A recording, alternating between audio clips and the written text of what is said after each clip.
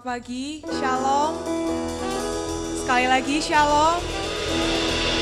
Mari kita mau terus merayakan kebaikan Tuhan, amin. Saya undang untuk jemaat bangkit berdiri. Mari kita rendahkan hati, kita berdoa. Kami mengucap syukur Tuhan untuk kebaikan-Mu, untuk kasih setia-Mu, untuk penyertaan-Mu Tuhan di dalam hidup kami. Kami percaya Tuhan bukan sebuah kebetulan kami ada di tempat ini Tuhan. Kami akan menerima berkat-berkat-Mu. Terima kasih Bapa yang baik, kami siap untuk memuji, menyembah bagi nama-Mu. Hanya di dalam nama Tuhan Yesus yang percaya, mari sama-sama katakan amin.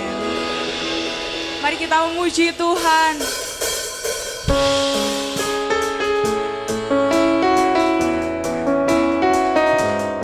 Kami mau bersorak bagi nama-Mu Tuhan.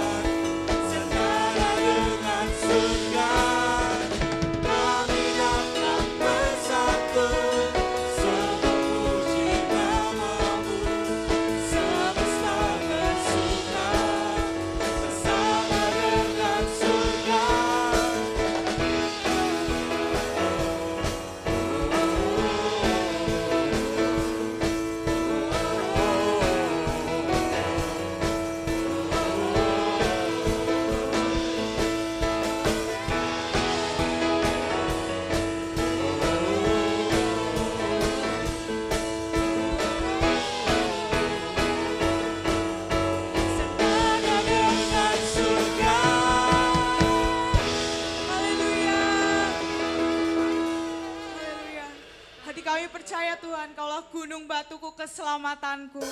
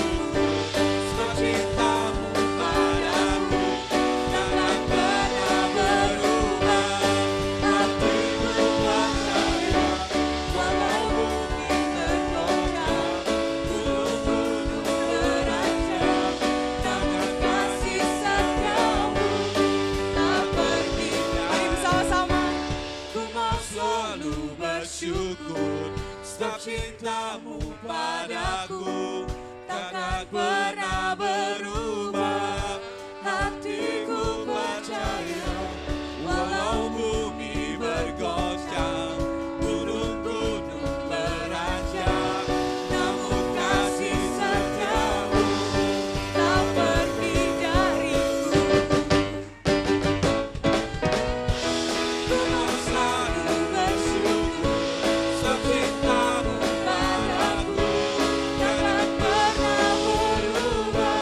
Hatiku percaya walau bumi bergoncang, gunung-gunung beranjak, namun kasih setiamu tak pergi dariku. Ku mau selalu bersyukur sebab cintamu padaku takkan pernah berubah. Hatiku percaya walau bumi bergoncang, gunung-gunung beranjak, namun kasih setiamu tak pergi. Kasih setiamu tak pergi dariku. Kasih setiamu tak pergi dariku.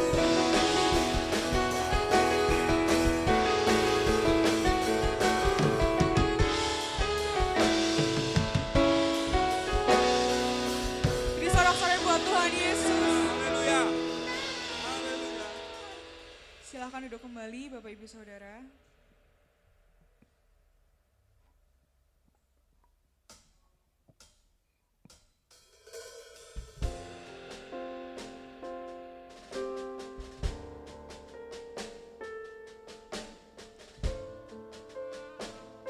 Mari kita teduhkan hati.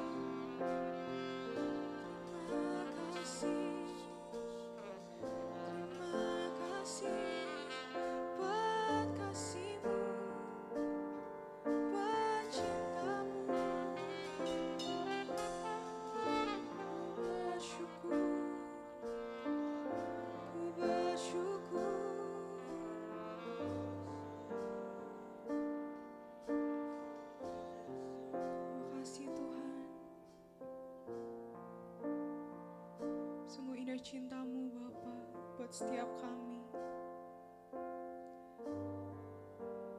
Kami bersyukur Tuhan.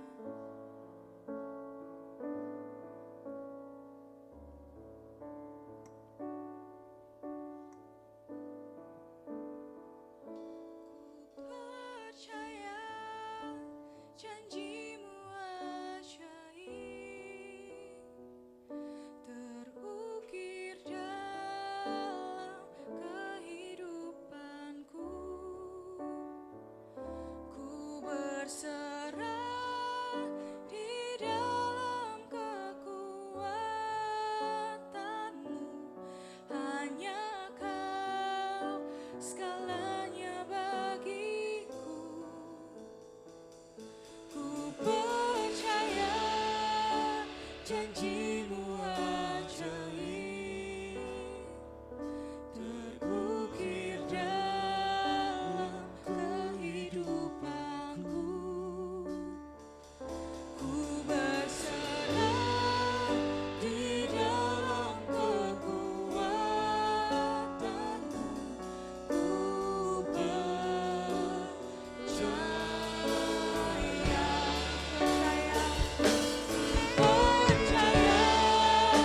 janji-Mu ajaib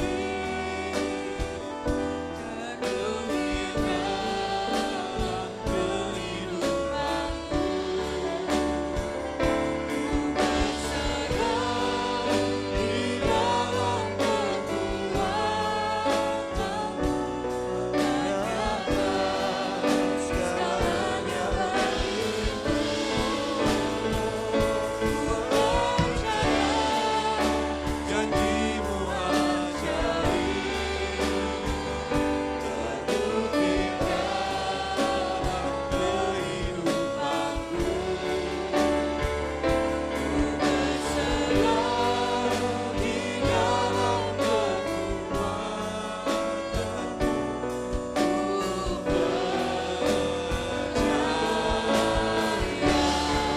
Sama-sama katakan. Tak akan ku takut, tak akan ku gentar. Kaulah imanku, Kaulah kuatku. Tak akan ku ragu, kebayangmu di hidupku. Percaya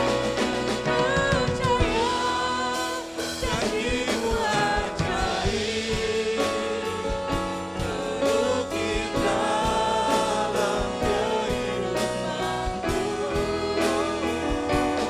Berserah di dalam kekuatan-Mu.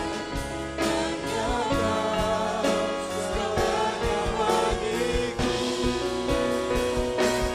Percaya janji-Mu ajaib terukir dalam kehidupanku. Berserah di Untuk jemaat untuk bangkit berdiri.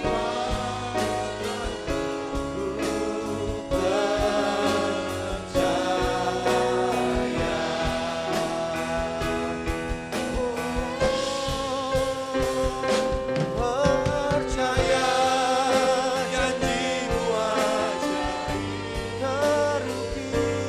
terukir dalam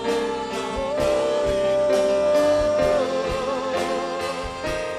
Berserah di dalam kekuatan-Mu. Segalanya di dalamnya. Percaya janji-Mu ajaib terukir dalam kehidupanku. Ku berserah di dalam kekuatan-Mu. Ku percaya. Ku berserah di dalam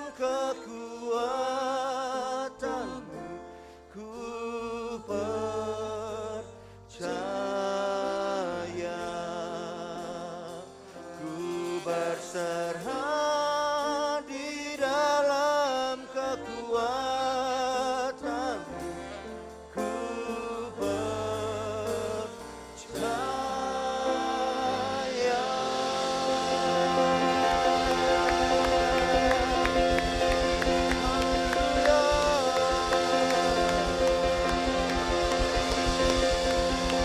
Yes, Lord. Yes, Lord. Kami percaya dalam kekuatan-Mu. Terima kasih ya Tuhan. Terima kasih Tuhan. Ya Tuhan, hanya di dalam Engkau saja Tuhan. Hanya di dalam Engkau saja Tuhan. Kami memperoleh kepastian. Di dalam Engkau ada pengharapan Tuhan. Di dalam Engkau Tuhan, sesungguhnya tidak ada hal yang harus kami takutkan secara berlebihan Tuhan. Mungkin kami bisa menjadi takut, mungkin kami bisa menjadi khawatir, tetapi itu hanya sesaat saja Tuhan. Oh Tuhan, ketakutan dan kekhawatiran gak bisa menguasai kami lagi ketika kami sungguh-sungguh percaya kepada Engkau Tuhan. Kami menjadi orang yang gak ragu-ragu lagi Tuhan akan Engkau ya Tuhan. Terima kasih Tuhan buat hari ini. Terima kasih Tuhan, bangkitkan lebih lagi Tuhan. Iman yang lebih teguh bersama Engkau. Iman yang lebih kokoh di dalam Tuhan. Tuhan, terima kasih buat pagi yang indah ini Tuhan. Bersama umat-Mu boleh memuji dan menyembah Engkau. Dan ini waktunya kami boleh belajar kebenaran firman-Mu. Bicara buat setiap kami, urapi hamba-Mu dalam setiap keterbatasan hamba-Mu. Biarlah Tuhan, Engkau yang bergerak di tengah-tengah kami, melawat setiap kami Tuhan. Terpujilah Engkau selama-lamanya. Di dalam nama Tuhan Yesus kami bersyukur dan berdoa. Sama-sama katakan amin. Haleluya. Puji nama Tuhan. Shalom Bapak Saudara, silakan duduk. Ya, shalom. Ya, senang bersama-sama kembali dengan Bapak Ibu Saudara yang kekasih dalam Tuhan. Terima kasih kepada Gembala Sidang, Bapak Pendeta Hensan dan Ibu Pendeta Vince yang telah memberikan kesempatan untuk kembali boleh berbagi berkat di tempat ini. Ibu Bapak yang kekasih dalam Tuhan, saya percaya bahwa ketika kita belajar tentang iman, saya yakin Gembala dan Ibu Gembala mengajak kita sebagai orang percaya tidak lagi bicara iman tentang untuk mengingini sesuatu. Ya, oke, kalau kita punya iman karena aku percaya Tuhan, aku akan mendapatkan ini, itu dan sebagainya. Oke, ya kan? Sehingga kadang ada yang bablas, lihat mobil di pameran, lihat promo perumahan, buru-buru langsung ditumpang tangan gitu kan. Dalam nama Yesus, mobil ini jadi punya saya. Gitu.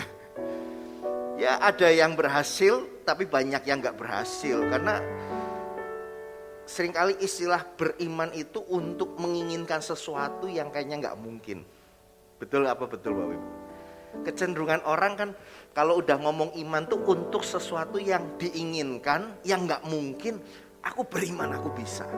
Atau beriman ketika bicara tentang pingin mujizat, pingin sembuh. Apakah itu salah? Enggak. Tapi kalau kita menelusuri lebih dalam, kata iman itu sesungguhnya tentang kata percaya. Beriman artinya mempunyai keyakinan, kepercayaan. Dan kitab Ibrani 11 berkata apa? Iman dasar dari segala yang kita harapkan. Nah, kata yang kita harapkan ini bukan harapan yang tadi, keinginan kita. Tetapi harapan dari arti kata yang kekal. Nah, apa pengharapan orang-orang percaya? Yaitu apa, Bu Sarah? Kita boleh masuk dalam surga yang mulia. Itulah harapan yang kekal. Kenapa kita jadi orang percaya? Kenapa ketika kita ditawari, ditantang untuk menerima Yesus sebagai Tuhan dan Juru Selamat, kita menerima? Kenapa, Bu Sarah? Karena setelah kita mendengar kebenaran, Ibu Bapak, saya yakin bahwa hanya Yesus Tuhan satu-satunya jalan, kebenaran dan hidup yang membawa kita kepada siapa Bapak Saudara? Pada Bapa di surga. Amin Bapak Saudara. Hari ini kita belum melihat, hari ini kita belum ngalami. Kalau sudah ngalami, Ibu Bapak udah gak ada di sini. Ya, kita mungkin sudah sudah terbaring terbujur kaku. Gitu Bapak Saudara. Secara fisik tubuh kita masih sehat, tapi kita punya iman, punya pengharapan bahwa satu hari nanti ketika kita tinggalkan dunia ini, kita sudah ada rumah di rumah Bapa di sorga. Yohanes 14. Nah, pagi hari ini saya Daniel Rusli ingin mengajak Bapak Saudara untuk belajar bersama-sama tentang membangun kehidupan iman yang besar. Kalau minggu lalu Gembala Sidang telah mengajak kita untuk jangan menjadi panik, benar ya? Saya ngintip-ngintip dikit Bapak Saudara ya, karena saya ingin apa yang disampaikan nyambung dan beliau ingatkan setiap kita tetap tenang di dalam segala keadaan. Karena hanya orang yang tenang bisa mikir. Ayo bilang kanan kirinya, orang tenang yang bisa mikir. Ya, mikir sehat. Orang nggak bisa tenang, mikirnya ngaco. Gitu ya saudara ya. Menjadi tenanglah untuk kita dapat berpikir sehat. Sehat yang bagaimana? Sesuai kebenaran firman-Nya, sesuai tuntunan Roh-Nya. Saya nggak akan ngomong lagi tentang jangan panik, tetapi saya akan lebih fokus kepada seperti ini. Kecenderungan orang adalah ya tertarik sama membicarakan setan dan perbuatan-perbuatannya. Contoh, misalnya, wah kayaknya ini khotbah bagus. Khotbah tentang apa? Khotbah tentang mengenali siasat si jahat. Kemudian kenali, ya kan, akibat-akibat perbuatan si jahat. Jadi yang disuka itu yang ngomong-ngomong setan melulu gitu. Kenapa kita nggak mikir gitu ya? Kita berpikir untuk memahami rancangan Tuhan dalam hidup saya. Wah itu nggak asik gitu kan. Nangkep maksudnya Bapak Saudara? Seringkali kita lebih pingin tahu apa yang setan perbuat daripada apa yang Tuhan rancangkan. Seringkali, maaf, saya nggak bilang yang di sini, tapi saya cerita bahwa kadang ada orang lebih banyak, ya memang setan itu luar biasa ya. Kok setannya yang dipuji-puji gitu loh Bapak Saudara ya. Ya setan itu dahsyat ya. Saya tuh berkali-kali. Nah Bapak Saudara, saya ingin mengajak kita untuk lebih melihat sisi yang benar, sisi yang positif daripada ngomongin situ-situ terus gitu loh. Sisi-sisi yang ngapain kita perbincangkan yaitu sisinya setan. Setannya seneng, dia nggak bayar kita yang promoin terus. Jadi setelah kita belajar tenang tidak panik, kita nggak boleh diam-diam saja. Kita harus terus membangun kehidupan iman yang besar, yang kokoh, yang kuat. Sebab apa? Makhluk yang paling rajin di muka bumi, saya mau kasih tahu, mudah-mudahan Bapak Ibu sepakat, itu namanya setan. Nah saya gak lagi muji setan, tapi begini, setan gak pernah berhenti belajar untuk caranya menjatuhkan kita. Tapi anak Tuhan seringkali udah nyaman ketika dia 1 kali, 2 kali dicobai dan gak kenapa-kenapa, nyantai-nyantai aja. Sampai sini nangkep Bapak Saudara? Setan tuh gak nganggur Bapak Saudara. Sekali gagal mencobai kita, mereka meeting lagi, ini gimana nih cari cara kelemahan dia gitu, kira-kira gitu kan. 2 kali gagal, 3 kali terus. Makanya kan ada ayat firman berkata apa? Iblis tuh berkeliling terus mencari. Nah anak-anak Tuhan, ayo kita sama-sama semakin sadar hari ini dan seterusnya sampai Yesus datang. Jangan berhenti, terus belajar membangun iman yang kokoh di dalam Tuhan. Sebab beriman tidak cukup berkata aku percaya Tuhan Yesus, habis itu bubar. Habis itu keluar gedung gereja, ya yang penting saya tadi sudah nyanyi, saya sudah membaca firman, gak lupa sudah bawa persembahan dan persepuluhan. Dan kita ngerasa semua baik dan aman. Sebab setelah keluar dari tempat ini, kita kembali diperhadapkan kepada banyak realita kehidupan. Betul apa betul Bapak Ustaz? Mungkin kita lagi dengar firman, tiba-tiba ada WhatsApp masuk, pesan message masuk ke HP Bapak Ibu Saudara. belum keluar saja, realita kehidupan sudah menunggu kita. Dan coba katakan kanan kirinya, oh iya ya, kita masih di bumi ya. Coba bilang kanan kirinya, kita masih di bumi ya. Dan memang kita masih di bumi. Ayah saya, Pak John Rusli, 2-3 minggu lalu pernah berkhotbah, judulnya begini. Bukan judul, tagline-nya ya, kira-kira satu kata yang kunci menurut saya ada ini. Jangan lupa mati. Nah itu kan khotbah kok judulnya mengerikan ya saudara, temanya. Jangan lupa mati.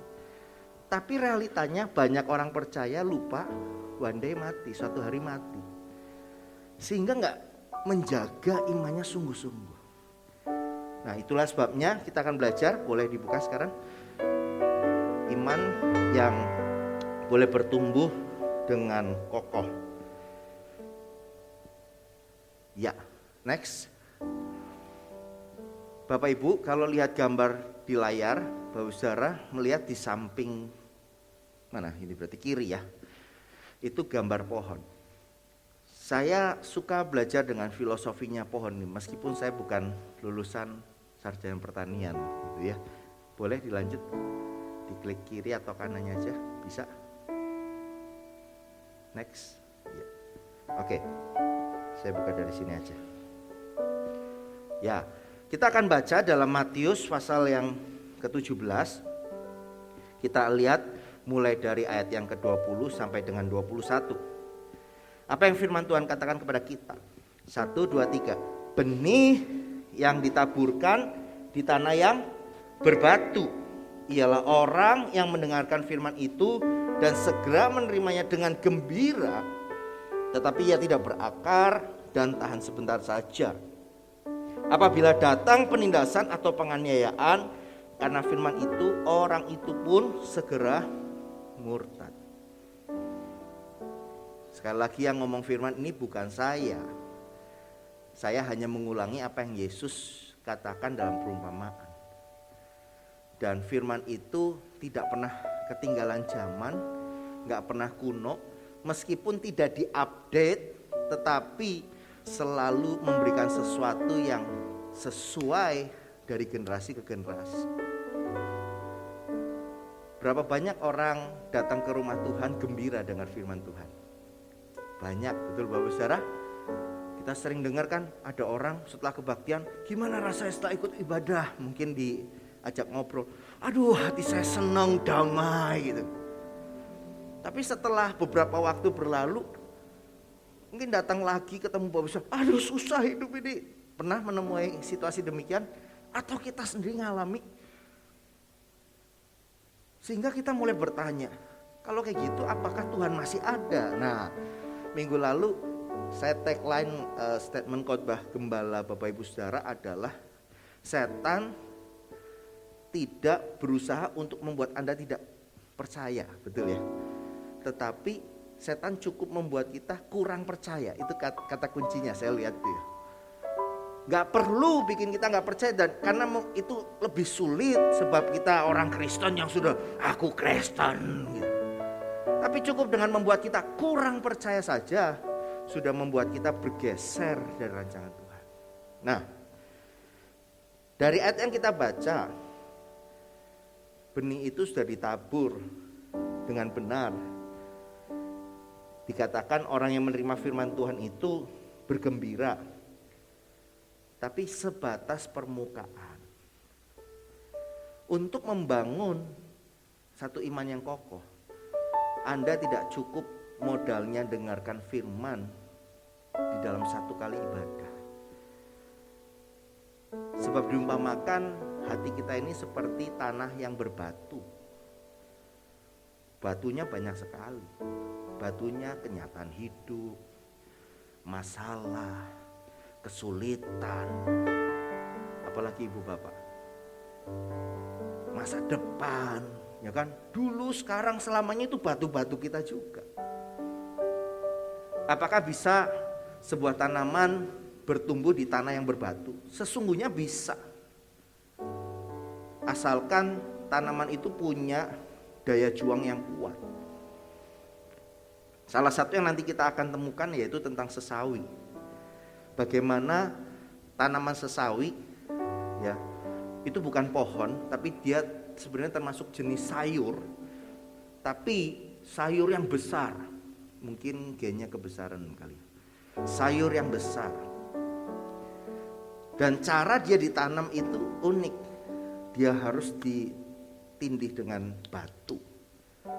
Tetapi karena batu itulah yang mendorong dia untuk lebih bergerak, mencari sumber, sampai akhirnya dia punya kekuatan mendobrak batu itu. Kira-kira demikian.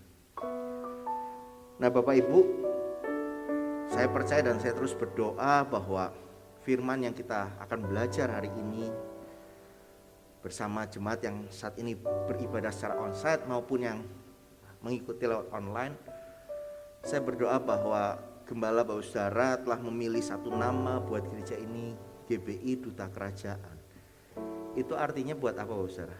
Artinya Anda dan saya nggak lagi mikirin tentang diri kita lagi.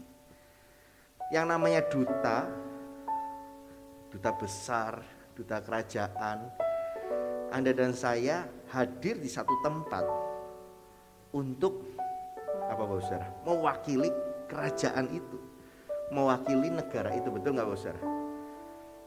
Memang ada fasilitas yang diterima, tapi tanggung jawab duta-duta besar tentu sangat besar. Nah, untuk kita bisa menjadi tahan uji, kuat dan kokoh di sebuah negara yang diutus Tuhan buat kita, yaitu bumi ini, dengan godaan dan macam-macam sebagainya, kita harus punya prinsip sebagai tumbuhan yang punya akar yang kuat. Nah, saya suka menggunakan filosofinya akar. Next. Akar itu filosofinya begini. Yang tidak kelihatan menentukan yang kelihatan. Boleh dilanjut? Yang tidak kelihatan menentukan yang kelihatan. Klik. Oh, hilang ya. Yang tidak kelihatan menentukan yang kelihatan. Ya, kecuali akar-akar yang gantung, yang kelihatan di luar. Tapi kebanyakan kan tanaman pohon akarnya masuk ke dalam tanah. Betul Bapak Ibu? Kita kan gak memuji, wih akarnya bagus banget ya. Ada yang memuji tanaman gara-gara akarnya bagus banget. Memuji sebuah tanaman adalah, ih bunganya bagus banget ya. Gitu kan Ustaz? Gak ada yang memuji akarnya bagus banget ya. Tetapi bunga yang bagus, bunga yang indah, buah yang banyak, buah yang lebat bisa terjadi karena apa? Karena ada akar yang tidak kelihatan, tetapi dia menentukan segala sesuatu yang kelihatan. Oke, sampai sini nangkep maksudnya Bapak Ibu? Ayo ikuti sama-sama. Filosofi akar apa? Yang tidak kelihatan menentukan yang kelihatan. Oke, kita baca ayat firman Tuhan. Yeremia 17 ayat 7 sampai 8. Diberkatilah orang mengandalkan Tuhan, yang menaruh harapannya pada Tuhan. Ia akan seperti pohon yang ditanam di tepi air, yang merambatkan akar-akarnya ke tepi batang air, dan yang tidak mengalami datangnya panas terik, yang daunnya tetap hijau, yang tidak khawatir dalam tahun kering, dan yang tidak berhenti menghasilkan buah. Pohon yang menghasilkan buah, tidak khawatir dalam tahun kering. Ingat minggu lalu Anda dan saya diajar supaya gak khawatir bahkan di masa-masa yang kering ya. Yang daunnya tetap hijau, apapun alasannya, situasi di luar tidak menentukan kehijauan hidup Bapak Ibu Saudara. Dan yang juga dikatakan tidak mengalami datangnya panas terik. Panasnya boleh ada, tapi tetap hati kita sejuk, hati kita damai. Itu disebabkan apa? Karena ada pohon yang ditanam di tepi air. Ya, tetapi yang bikin pohon ditanam tepi air tetap bertumbuh dan sebagainya tadi adalah karena dikatakan ada akar yang merambat, dia mencari sumber air. Sekali lagi filosofi akar apa? Yang tidak kelihatan menentukan yang terlihat. Itulah sebabnya pelayanan yang disebut pelayanan yang tersembunyi apa? Berdoa menjadi salah satu kunci utama untuk kita terus punya iman yang bertumbuh. Saya gak akan baca ayatnya, ya cukup banyak, tetapi Tuhan ingatkan, masuklah ke dalam tempat yang tersembunyi itu, karena Bapamu melihat yang tersembunyi. Artinya begini Bapak Saudara, kita gak salah untuk mengekspresikan pujian kita, semangat kita.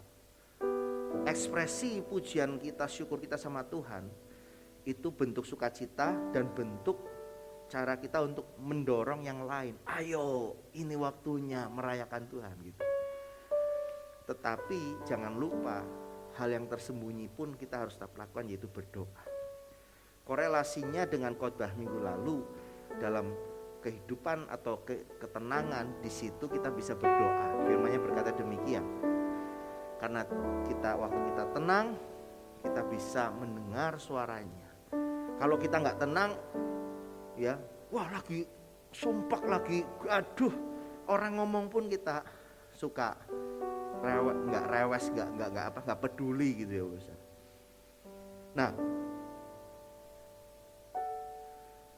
aktivitas rohani kita dengan Tuhan itulah yang akan membuat iman kita lebih kuat dan membuat kehidupan kita lebih mampu untuk berbuah. Aktivitas rohani, sekali lagi saya ingin lebih fokus kepada aktivitas rohani itu hubungan kita sama Tuhan. Karena hubungan sama Tuhan dalam ketika kita berdoa, di situ akan bukan hanya menguatkan kita, tapi bersekutu dengan Tuhan membuat kita mengerti apa yang menjadi maksud dan rencananya Tuhan. Bersekutu dengan Tuhan membuat kita mengerti strategi-strategi yang Tuhan mau kerjakan lewat kita untuk mewujudkan impiannya Tuhan. Kolose 2 ayat 7 menyatakan, hendaklah kamu berakar di dalam Tuhan, di dalam Dia, dan dibangun di atas Dia. Hendaklah kamu bertambah teguh dalam iman yang telah diajarkan kepadamu, dan hendaklah hatimu melimpah dengan syukur. Untuk kita gak menjadi khawatir dan panik, saudara dan saya harus terus berakar di dalam Tuhan. Tahu pohon kaktus ya Bapak Ibu ya? Kalau kaktus yang bonsai yang ditanam di pot sih lain cerita.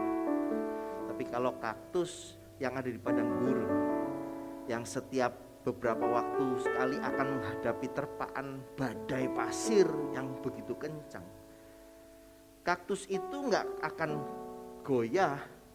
Dia tidak akan takut lepas, copot, patah, ke bawah angin. Karena apa Saudara? Sebelum dia terlihat di atas, yang di dalam yang tak terlihat itu sudah mengakar amat sangat kuat. Dia punya akar yang sangat kuat ke dalam, sehingga ada angin badai yang kencang sekalipun, dia tetap kokoh. Jadi mana yang lebih penting, penampilan atau kedalaman hati? Tentu saya mau katakan, kita harus tetap punya penampilan yang baik kalau bisa melakukannya. Untuk misalnya berkumpul di tempat ini, pasti Bapak Saudara juga siap-siap, sudah mandi, gak mungkin gak mandi 7 hari gitu kan. Sudah siap, bahkan memilih tadi malam atau paginya kemarin sudah milih, aku mau pakai baju apa. Ya mungkin ada yang baru tadi pagi mau pilih baju ini, gak masalah, tapi masih ada persiapan, betul gak Bapak Ibu? Semua kita tentu harus siap-siap untuk datang ke tempat ini, membawa diri kita dengan penampilan yang tepat. Yang melayani di mimbar tentu gak baru bangun langsung kalau shalom Bapak Ibu atau yang main musik gitu ya, pasti sudah mandi ya. Gak make up juga boleh, tapi pasti akan lebih baik make upan. Tetapi Bapak Saudara, yang di dalam itu sangat penting. Hendaklah kita bertambah teguh di dalam Tuhan. Caranya gimana? Tadi yang Pertama di dalam Matius 6, kita doa pribadi itu adalah hal yang utama. Saya tidak mengesampingkan doa korporat. Orang yang menyukai doa pribadi tentu akan lebih cepat mudah beradaptasi dengan doa korporat. Tetapi tidak semua orang yang suka doa korporat punya kehidupan doa pribadi yang kuat. Maksudnya apa? Maksudnya begini Bapak Ibu. Ada orang yang hanya senangnya entertain, kumpul-kumpul. Wah, aku senang ikut doa. Kenapa? Seru. Fokusnya ke rameannya saja. Wah, kalau udah kumpul tuh, hadirat Tuhan. Berarti apakah kalau nggak kumpul nggak bisa ngalami hadirat Tuhan? Sayang banget. Kalau mindset cara berpikir kita hanya bisa ngalami hadirat Tuhan kalau ada iringan musik yang menyemangati kita, WL yang keren. Sampai sini nangkep Bapak Saudara? Doa pribadi justru jadi kunci bagaimana orang bisa lebih menikmati Tuhan, bahkan dalam segala keadaan. Sekali lagi, tempat ini waktu Anda beribadah itu bukan realitanya secara kehidupan sehari-hari kita, betul nggak Bapak Saudara? Realitanya adalah ketika kita di luar, ketemu konsumen, ketemu rekan, ketemu teman, bahkan ketemu orang-orang yang nyakiti hati kita, itu kenyataannya.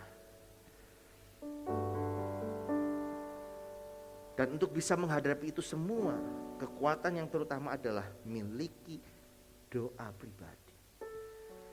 Yesaya 40:31, yuk baca sama-sama Ibu Bapak, 1, 2, 3. Tetapi orang-orang yang menanti-nantikan Tuhan mendapat kekuatan baru. Mereka seumpama Raja Wali yang naik terbang dengan kekuatan sayapnya. Mereka berlari dan tidak menjadi lesu. Mereka berjalan dan tidak menjadi lelah. Inilah yang diperlukan setiap kita. Nah, kalau doa pribadi sudah menjadi gaya hidup, maka untuk step berikutnya akan lebih mudah. Wah, doa pribadi ya saya tahu. Ya kita juga tahu. Tapi ternyata paling susah adalah memulai ini Bapak Ibu. Mendisiplin diri untuk berdoa pribadi. Doa itu artinya bukan sekedar bangun pagi aku berdoa, ya, kemudian mau makan berdoa, bukan itu maksud saya. Dan sebaliknya bukan artinya berdoa itu saya harus 6 jam berdoa. Yang istilahnya di dalam satu ruang gitu. Ya kalau Bapak Ibu bisa lakukan itu nggak apa-apa. Tapi kalau Bapak Ibu harus bekerja sama orang atau di satu perusahaan dan selalu minta izin sama atasan, izin bos, saya mau doa dulu. Izin bos, saya mau doa dulu. Ya pasti lama-lama bosnya juga kesel. Ini mau kerja apa mau doa sih di sini, gitu kan bos? Miliki keintiman pribadi sama Tuhan. Nah, doa pribadi yang bagaimana? Berdoa yang bagaimana? Nah, gini Bapak Saudara. Yang kedua, berdoa setiap saat. Bisa nggak kita doa setiap saat? Tentu bisa. Karena dalam hal ini saya mau katakan berdoa setiap saat dalam roh. Tubuh bisa tertidur, jiwa bisa rileks menenangkan diri. Tetapi roh kita nggak pernah tertidur. Itulah sebabnya mungkin beberapa kita pernah ngalami lagi tidur, tiba-tiba Tuhan hadir lewat mimpi. Tuhan hadir lewat penglihatannya. Roh kita nggak pernah tidur Bapak Ibu. Bisakah kita berdoa 24 jam? Bisa secara roh. Nah ini nanti mungkin belajar lagi ya. Wah detailnya bagaimana. Kan mau ada kelas ini ya, kelas Alkitab ya Bapak Ibu ya. Efesus 6 ayat 18 katakan demikian. Berdoalah setiap waktu di dalam roh dan berjaga-jagalah di dalam doamu itu dengan permohonan yang tak putus-putusnya untuk segala orang kudus. Paulus berkata, berdoa setiap waktu, tapi dalam roh. Artinya begini Bapak Saudara, yang benar, ya, yang benar hujan dulu baru sedia payung, atau kita jaga-jaga bawa payung sebelum hujan. Apalagi ini musim hujan ya Bapak Saudara ya.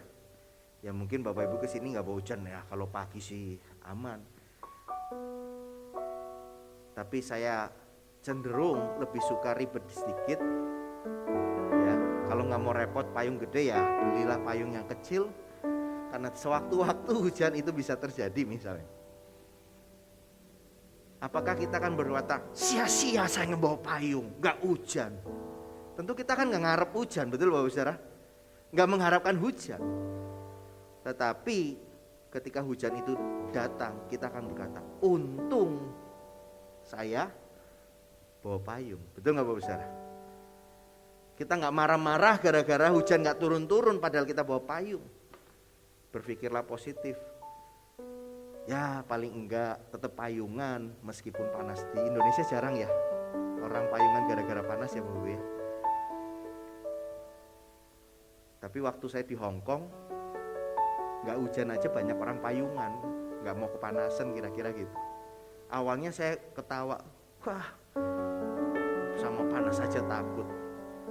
Masalahnya di Hong Kong lebih panas, kalau lagi panas terik dan bikin apa ya, kayak di spa gitu loh Bosar, dari bawah kepanasan, atas kepanasan, lama-lama ya kita payungan juga Bosar ya. Jadi seumur hidup saya payungan, nggak hujan ya waktu saya di Hong Kong. Pulang ke sini awal-awal payungan, lama-lama malu.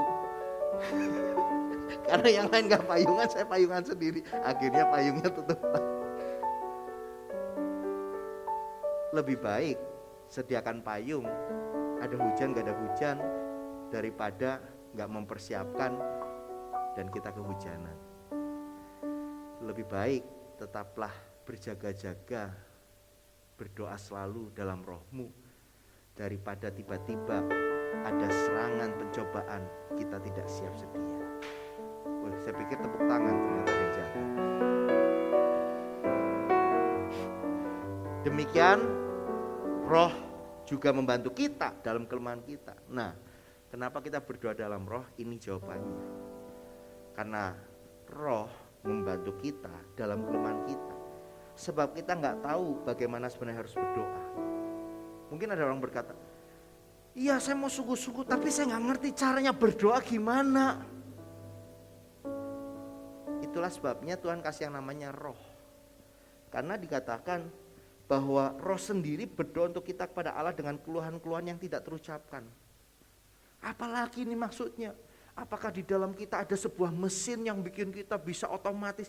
Artinya begini Bapak Saudara, waktu Anda dan saya senantiasa terhubung dengan Tuhan, simpelnya begini, terima kasih Tuhan buat kebaikan-Mu.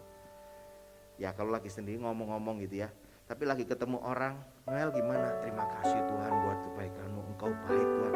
Beda nih Saudara ya kan? Ya waktu lagi ketemu Noel, saya bisa dalam hati saya, dalam roh saya tetap berdoa. Doa dalam roh ini bukan sekedar doa berbahasa roh loh ya. Jangan salah juga Bapak Saudara, tapi artinya tetap ada terhubung. Karena apa? Sewaktu-waktu saya lagi ngobrol Noel, tiba-tiba kayak teng, kok kamu kayaknya belum makan ya hari ini ya gitu. Yuk kita makan yuk gitu. Maksudnya Tuhan ingetin, perhatiin dia kelaparan misalnya gitu kan. Misal, tapi saya tahu Noel banyak puasa Noel ya. Kalau tidur ya, sehingga lagi menyembah luar biasa. Nah, mengucapkan keluhan yang tidak terucapkan dan Allah menyelidiki hati nurani, mengetahui maksud roh itu, yaitu bahwa ia sesuai dengan kehendak Allah berdoa untuk orang-orang kudus. Itulah sebabnya seringkali gini loh, ada banyak hal yang Tuhan perbuat dan firman berkata, apa yang gak pernah kau pikir, gak pernah timbul dalam hati, Dia sediakan. Sebab apa? Roh itu sudah menyampaikan yang kita nggak ucapkan. Nangkap ya sampai sini Bapak Saudara. Nggak heran banyak orang yang punya keintiman sama Tuhan, dia nggak perlu laporan dulu, Tuhan punya pergumulan ini. Nggak perlu, karena Roh itu sudah menyampaikan segala yang tidak dapat terucapkan, dan Dia sediakan. Nah, syaratnya apa? Untuk kita bisa membangun roh yang kuat, kita harus memiliki ini, kebenarannya. Itulah sebabnya Yohanes 4 ayat 23. Penyembah-penyembah benar menyembah dalam roh dan kebenaran. Dua ini menjadi bagian penting. Gimana kita bisa berdoa dalam roh kalau bahannya tidak punya? Mau bikin kue, gak punya bahan untuk bikin kuenya. Skill apapun yang kita punya, wah paling jago bikin kue, bahannya gak siap, gimana bikin kuenya? Betul gak Bapak Saudara? Kita berdoa harus ada dasar doanya, yaitu apa? Kebenaran firman.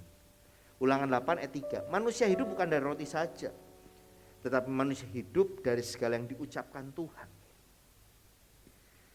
Mari kita belajar berdoa dengan ucapannya Tuhan. Bukan niru-niruin Tuhan loh. Tapi kalau sudah satu frekuensi itu gampang gitu loh. Sebab segala sesuatunya sudah dituliskan dalam firman. Percaya gak percaya? Percayalah. Sebab apa saudara? Saya suka dengar khotbahnya Pendeta Daniel Alexander. Semua yang ada di bumi yang dulu sekarang nanti pun sudah ditulis Alkitab. Pelajaran-pelajaran pun ada di dalam Alkitab. Fisika, kimia, matematika. Dan dia memberi beberapa contoh. Ya juga ya. Ternyata Alkitab menjadi sumber dari segala pengetahuan. Dasar dari semua pengetahuan. Jadi Bapak Saudara, pagi hari ini saya ingin membawa kita kepada ayat terakhir sebagai kecil banget ya. Ayat terakhir sebagai penutup untuk menyimpulkan semuanya. Anda dan saya tidak bisa berkata, masalah pergi dari saya, kesulitan menjauh dari saya. Bahkan maaf, Anda dan saya berdoa Mazmur 91 setiap hari. Sakit aja bisa menginggap kita, betul gak Bapak Saudara? Saya ingin ngajak kita gini, jangan kita menjadikan Alkitab atau ayat firman jadi mantra.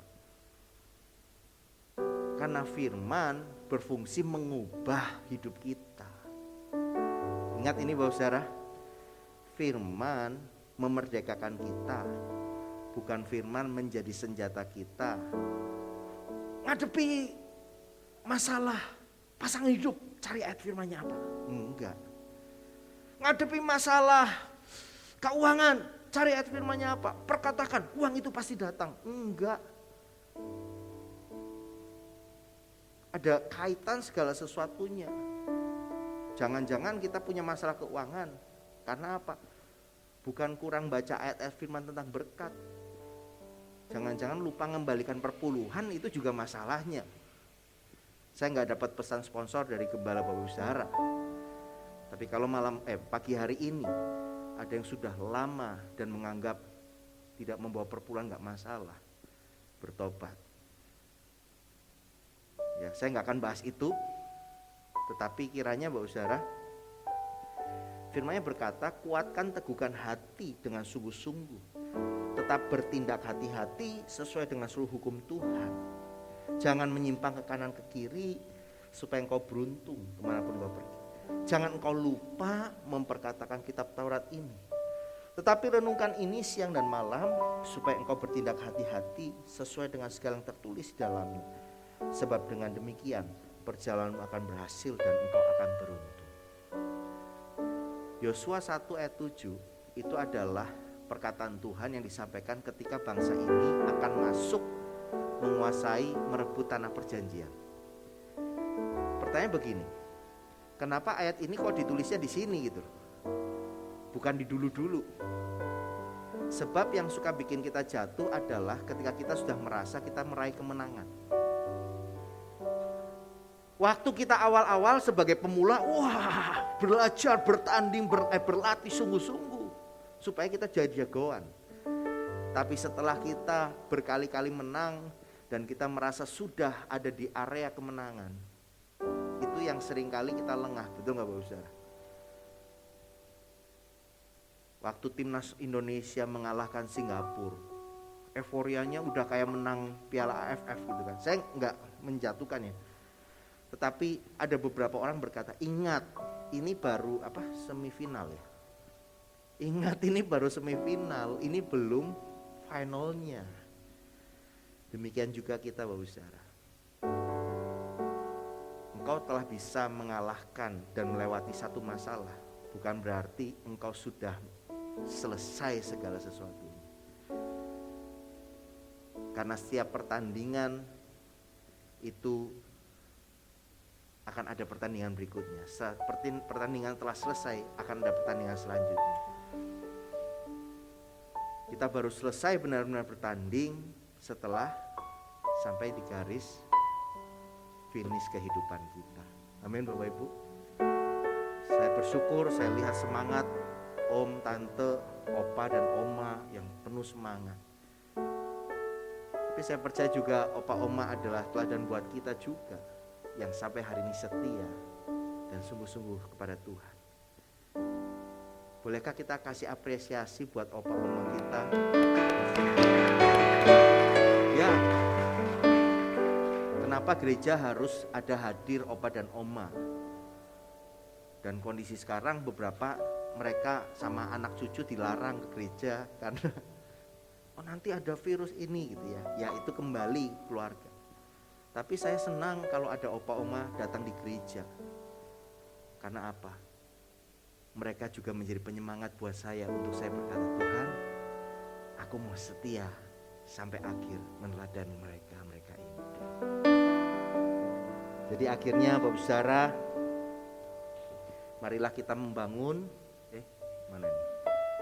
marilah kita membangun fondasi akar rohani kita dengan bersekutu baik secara pribadi, dan lakukanlah itu setiap waktu dalam rohmu, dan renungkan firman setiap hari dengan setia, karena dua komposisi ini di dalam roh dan kebenaran menjadi satu formula yang kuat untuk memampukan kita punya akar yang kokoh dan membangun iman kita lebih lagi bersama Tuhan. Tuhan memberkati kita.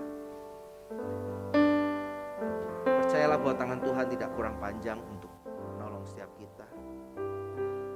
Terima kasih Tuhan. Percayalah ada mujizat dalam mengucap syukur. Percayalah bahwa orang yang bisa mengucap syukur, dia sudah melihat kemenangan meskipun hari itu belum mendapatkannya secara nyata. Tangan Tuhan tak kurang panjang untuk selalu menolong hidup. Telinganya tak kurang tajam untuk mendengar seruan hatiku.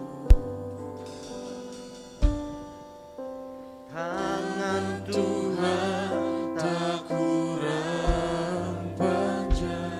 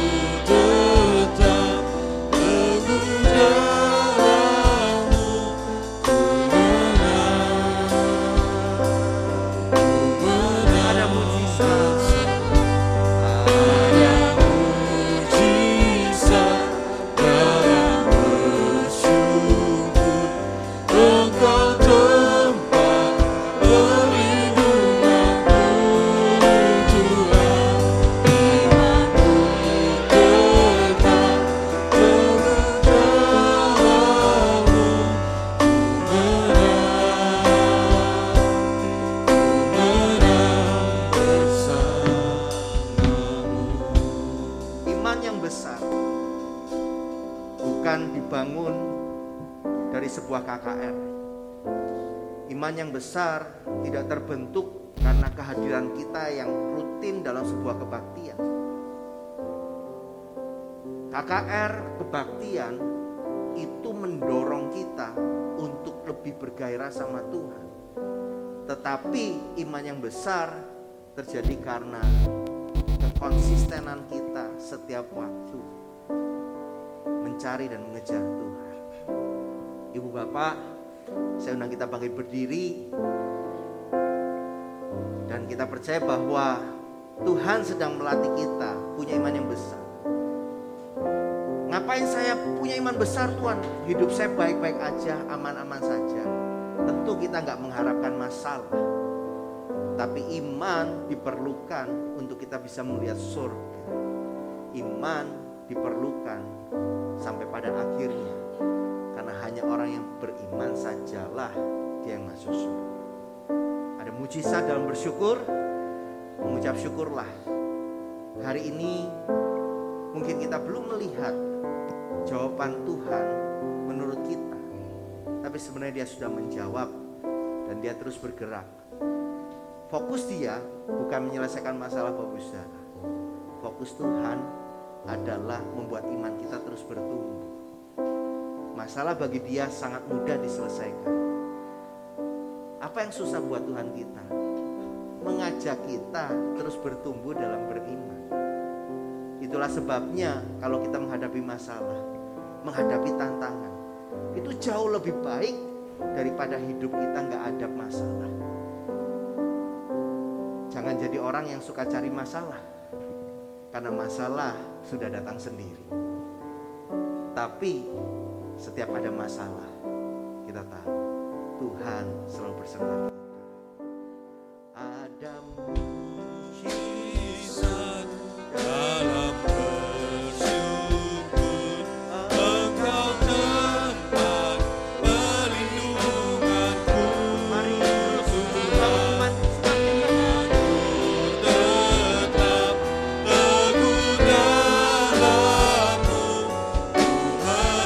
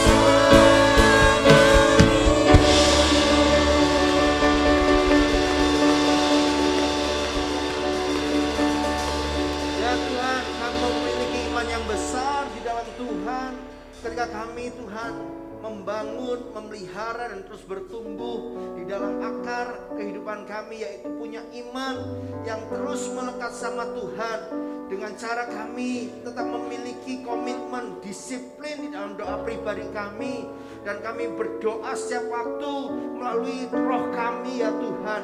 Dan biarlah Tuhan kami menjadi orang-orang yang merenungkan firman-Mu, sebab ketika kami merenungkan firman-Mu setiap hari, setiap saat, kami tahu Tuhan, kami bukan sekedar mengenyangkan roh kami, pikiran kami dengan firman, tapi kami terus membekali kehidupan kami Tuhan. Sebab Tuhan, kami tahu bahwa Tuhan, Engkau mau kami menjadi orang yang selalu bersiap sedia terhadap segala sesuatunya, dan Engkau menyertai kami dalam segala keadaan, dan Engkau mau kami menggunakan kebenaran firman-Mu untuk menghadapi setiap tantangan kehidupan ini. Terima kasih Tuhan, berkat-Mu bagi gereja-Mu tempat ini, bagi setiap umat Tuhan yang ada di tempat ini, baik yang ada di tempat ini maupun yang di rumah-rumah. Demikian juga untuk keluarga Gembala Sidang tempat ini, hamba pendeta Hensan yang telah Tuhan percayakan Tuhan untuk membimbing, mendampingi, menuntun setiap umat Tuhan yang ada di keluarga di GBI Duta Kerajaan ini Tuhan, untuk terus bertumbuh di dalam iman bersama Engkau. Berkati pelayanan hamba-Mu juga saat ini di kota Rembang Tuhan, Engkau memakai kehidupannya dengan luar biasa Bapa.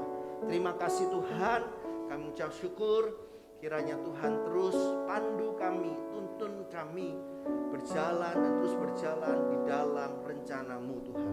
Di dalam nama Tuhan Yesus kami mengucap syukur, kami berdoa, haleluya.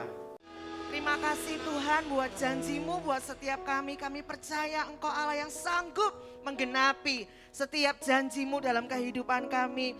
Terima kasih Tuhan, firman-Mu berkata, berbahagialah orang yang takut akan Tuhan, yang sangat suka kepada segala perintah-Nya. Anak cucunya akan perkasa di bumi, angkatan orang benar akan diberkati. Harta dan kekayaan ada dalam rumahnya, kebajikannya tetap untuk selamanya. Ia takkan goyah untuk selama-lamanya. Orang benar itu akan diingat selama-lamanya. Ia tidak takut kepada kabar celaka. Hatinya tetap penuh kepercayaan kepada Tuhan. Hatinya teguh, ia tidak takut, sehingga ia memandang rendah para lawannya. Ia membagi-bagikan, ia memberikan kepada orang miskin. Kebajikannya tetap untuk selama-lamanya. Tanduknya meninggi dalam kemuliaan. Terima kasih Tuhan. Mari kita angkat kedua tangan kita mau terima berkat Tuhan.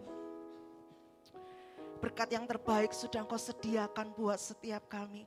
Sudah Engkau siapkan buat setiap kami ya Tuhan. Kami percaya Tuhan, Kau memberikan kami hati yang mengasihi-Mu, hati yang melekat kepadamu, hati yang terbuka, telinga yang terbuka, yang selalu meresponi panggilan Tuhan, hati yang mau tetap taat dan rendah hati untuk mengikuti jalan-jalan Tuhan dalam kehidupan kami, hati yang penuh dengan belas kasihan akan jiwa-jiwa, hati seperti hati Tuhan untuk kami mengerti ya Tuhan, apa yang menjadi rencana-Mu dan panggilan-Mu dalam kehidupan kami, diberikan kepada kami berlimpah-limpah kasih setia dan rahmat Tuhan. Terima kasih ya Tuhan, kami mau terima berkat yang terbaik dari Tuhan, berkat rohani, berkat materi jasmani, berkat kesehatan, kekuatan, sukacita, damai sejahtera. Tuhan, Kau memberikan kepada kami perlindungan-Mu Tuhan nyata atas kami dan keluarga kami dari sekarang sampai selama-lamanya. Kami mau pulang Tuhan dengan damai sejahtera, sukacita, kekuatan dari Tuhan. Di dalam nama Tuhan Yesus Kristus. Haleluya. Amin. Selamat pagi, Tuhan memberkati.